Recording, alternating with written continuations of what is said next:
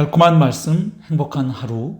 7월 12일 금요일 본문은 예레미야 31장 23절에서 40절까지의 말씀입니다.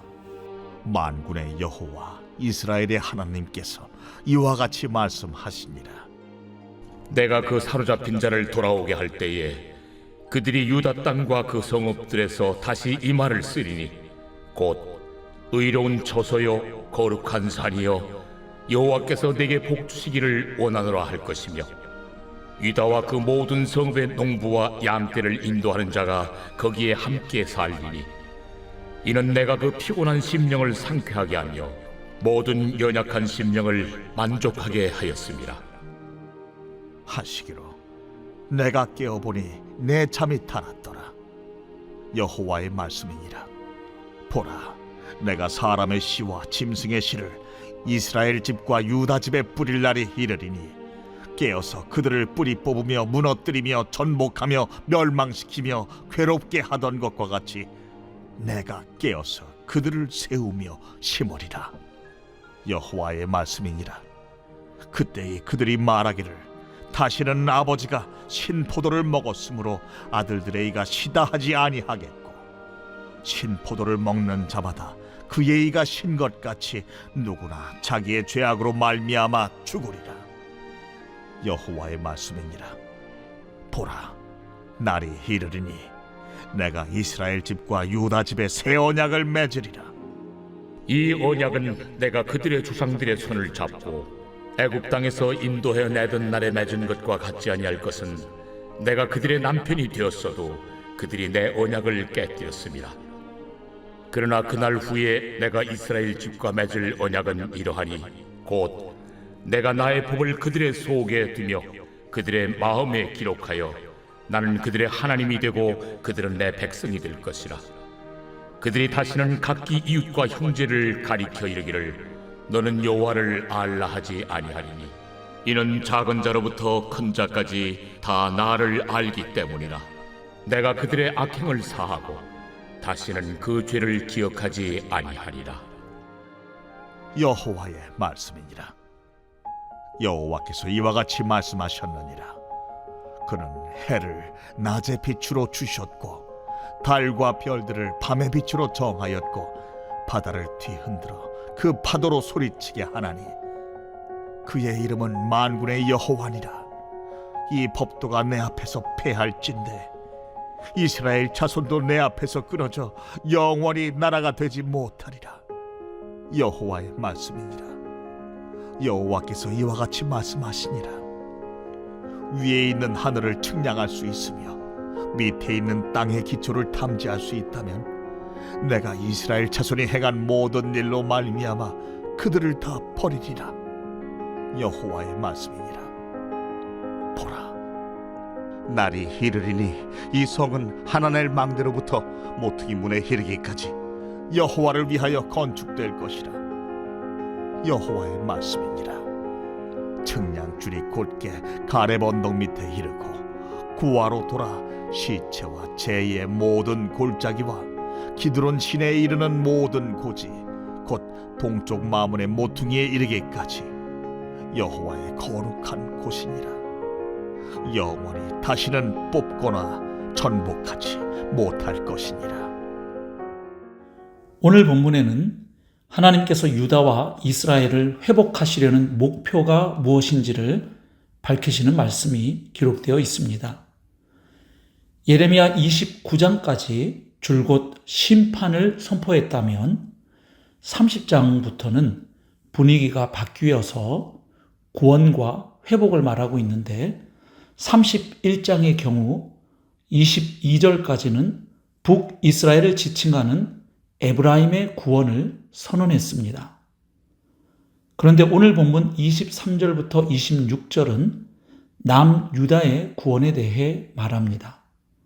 그리고 이어서 27절 이하는 이스라엘 집과 유다 집에 관하여 서술합니다. 결국 지금까지의 서술을 통합하는 것으로 보입니다. 그러면 하나님께서 이스라엘과 유다를 회복하시려는 목적은 무엇일까요? 그것은 한마디로 새 언약의 나라를 세우고 새 언약의 백성을 삼기 위한 것입니다. 즉 이스라엘을 포로에서 돌아오게 하시는 것은 단지 옛 땅으로의 귀환만을 의미하지 않는 것입니다. 그게 전부라면 포로 생활은 의미가 없어집니다. 하나님께서 자기 백성의 유배와 귀환을 통해서 의도하신 것은 바로 하나님과의 관계 회복, 즉 언약의 회복이 핵심입니다. 거룩하고 의로운 백성으로의 회복이 핵심인 것입니다. 그래서 하나님은 장차 자기 백성과 맺으실 새 언약을 말씀하십니다. 왜냐하면 이스라엘의 회복은 단지 옛 언약으로의 복귀를 통해 가능하지 않기 때문입니다.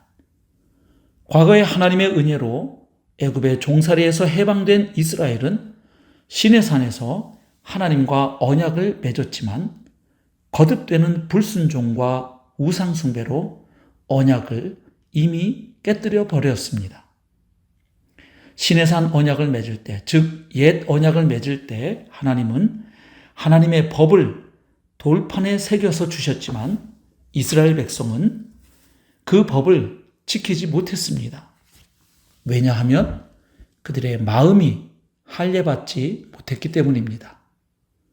그래서 새 언약은 하나님의 법을 사람들의 마음판에 새겨서 그들로 하여금 하나님의 법에 순종하도록 하겠다고 말씀하십니다.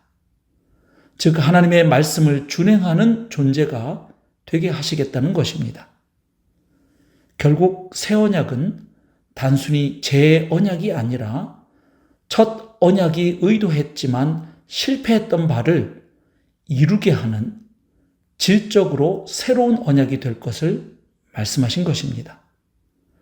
다시 말해 말씀에 순종하는 백성이 되고 과거에 지은 죄가 완전히 용서되는 관계가 될 것을 말씀하신 것입니다.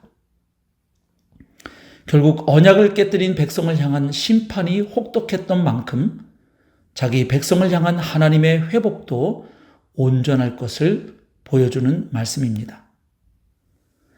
예레미야가 말한 사람의 마음판에 하나님의 법이 새겨지는 일은 어떻게 가능할까요? 그것을 예언한 선지자가 바로 에스겔입니다. 에스겔서 11장과 36장에 보면 하나님의 영 곧 성령이 부어짐으로 그 일이 가능할 것을 말씀하고 있습니다. 또한 요엘 선지자는 남녀노소 구분 없는 보편적인 성령의 부어짐이 바로 새 언약 시대의 특징이라고 예언한 바 있습니다. 그러면 하나님은 선지자에게 말씀하신 새 언약의 약속을 어떻게 지키셨을까요? 먼저 하나님은 예수 그리스도의 피로 새 언약을 체결하셨습니다. 그것을 어떻게 할 수 있습니까? 누가복음 22장 20절 말씀을 보면 예수님은 십자가에 달려 죽으시기 전 제자들과 함께 하신 최후의 만찬 석상에서 제자들에게 포도주를 주시며 이렇게 말씀하십니다. 저녁 먹은 후에 잔도 그와 같이 하여 이르시되 이 잔은 내 피로 세우는 새 언약이니 곧 너희를 위하여 붓는 것이라. 즉 예수님께서 십자가에서 흘리시는 자신의 피를 통해 새 언약이 맺어질 것을 미리 말씀하신 것입니다. 그런데 예수님의 이 말씀이 사실이었음을 하나님은 예수님의 부활로 입증하신 것입니다. 그래서 히브리서 8장 6절부터 13절까지의 말씀과 9장 15절 말씀은 예수님의 십자가로 새 언약이 체결되었음을 설명합니다. 또한 하나님은 부활하신 예수 그리스도를 통해 신자의 마음속에 성령을 보내심으로 언약을 이행하셨습니다. 그러므로 예수 그리스도를 믿는 성도는 다 새 언약의 백성인 것입니다. 그래서 로마서 8장 1절부터 4절 말씀은 하나님이 새 언약을 통해 신자에게 주신 새로운 은혜는 바로 하나님의 말씀에 순종할 수 있는 새로운 능력이라고 선포합니다. 또한 갈라디아서 5장 16절에서 18절까지의 말씀도 그리스도인들에게 이제 성령을 따라 행하면 육체의 욕심을 이루지 아니하고 율법 아래에 있지 아니하다고 선언합니다. 사랑하는 성도 여러분, 오늘 하루도 새 언약의 백성답게 성령의 인도를 받아 하나님의 말씀에 순종하며 살고 또한 하나님을 더 알아가는 복된 하루의 삶 살아내시기를 주님의 이름으로 축복합니다.